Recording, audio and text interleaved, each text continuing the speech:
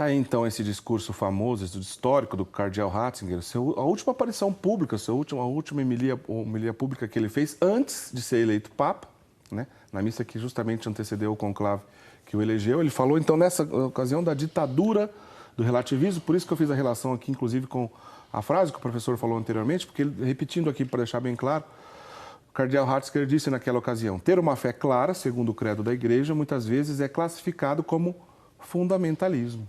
Né? O Papa Bento XVI, o Papa Francisco, né, no ano de 2013, agora o Papa Francisco, fez referência também diretamente, pelo menos em outras ocasiões, isso também veio à tona, mas em 2013 o Papa Francisco fez um discurso também falando sobre o relativismo, lembrando que a nossa sociedade, abre aspas, o Papa diz, somos marcados pelo relativismo, nos quais parece que não há nada definitivo. Inclusive o Papa Francisco relembra que o Papa Bento XVI, em muitas ocasiões, tratou desse assunto. Professor, o que é o relativismo?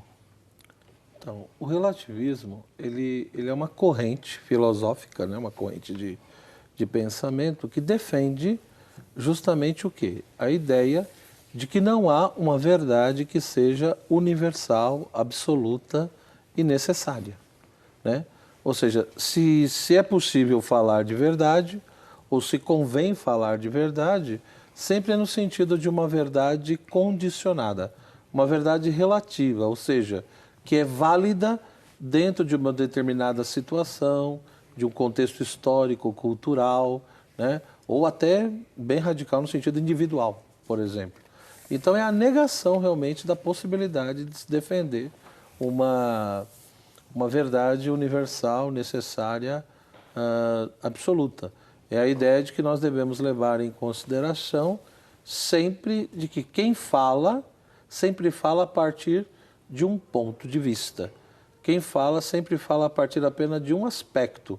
E ninguém teria condições de ter, digamos, uma compreensão ou uma visão do todo na sua totalidade, digamos assim.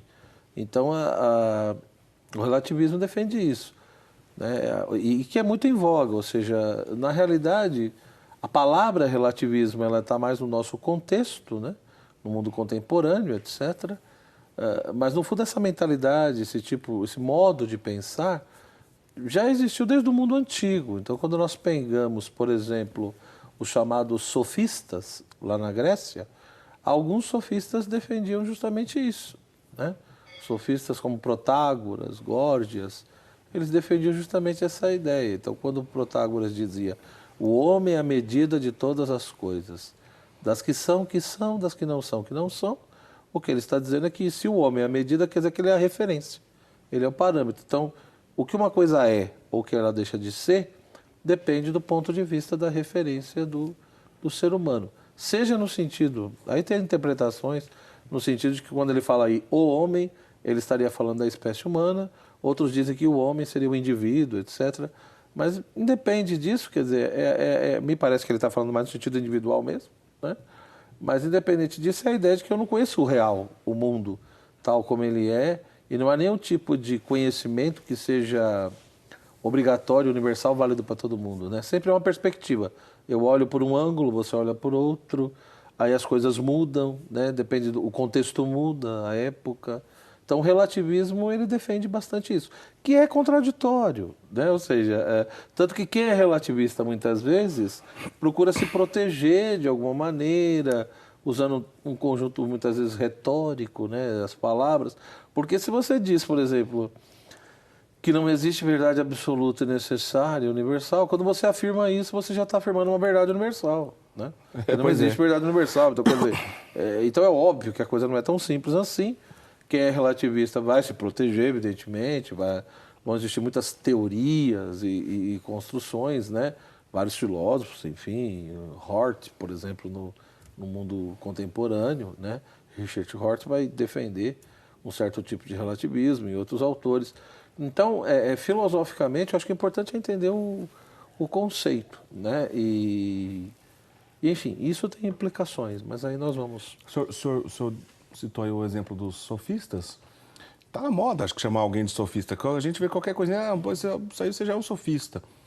O sofista na Grécia Antiga, obviamente, ainda citou retórica, né? Alguém que se preocupava muito com como falar, mas não necessariamente que essa fala conduzia a uma verdade.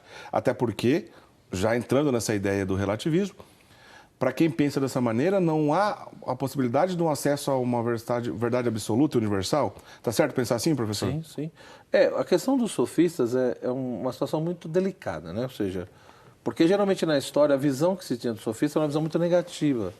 Porque tanto o que Platão, como também Aristóteles e outros falaram sobre sofistas, sempre se apresentou uma visão bastante negativa.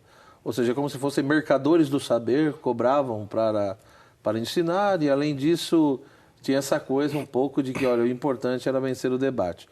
Alguns estudiosos, como Giovanni Reale, nas obras dele, ele diz que é necessário dividir o movimento sofístico em etapas. Então ele diz que teve os grandes mestres da sofística, como Protágoras, Górgias, que mesmo defendendo essa coisa que, olha, depende da perspectiva, depende do ângulo, a questão do debate, mas eles tinham uma postura ética e moral, né, segundo Reale, por exemplo. E depois vieram os eristas, por exemplo, que aí já estavam preocupados mais com o debate mesmo. O importante é discutir, debater e vencer o debate. Não porque a minha posição é mais verdadeira. O importante é sair vitorioso no debate. E aí eu vou usar os argumentos que forem necessários, vou usar as palavras do jeito que forem necessárias. E aí depois vieram os políticos sofistas. E aí ele diz que é aí que começou o processo de degradação, porque é a ideia de usar realmente a oratória, a retórica, com a finalidade de atingir o poder e fazer tudo o que for necessário para chegar a esse poder. Então tem muitas pesquisas hoje em dia que tentam mostrar que os sofistas não foram tão ruins assim como o pessoal, Platão, Aristóteles.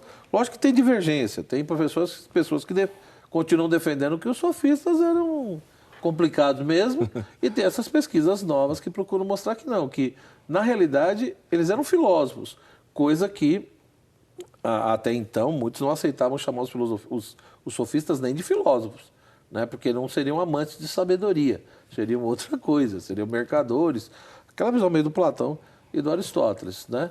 O que eu percebo e o que é importante é o seguinte, a questão da arte da eloquência, de saber falar bem, saber argumentar, ter o domínio da palavra, da gramática, saber emocionar uma plateia, convencer, né? Essa coisa da persuasão, isso era muito presente, né? E eles na realidade defendiam isso e fugiam um pouco dessa coisa de achar que você está ali mostrando o real tal como ele é, como se as palavras tivessem o poder de estabelecer um conhecimento tão exato, tão objetivo, né, válido para todo mundo.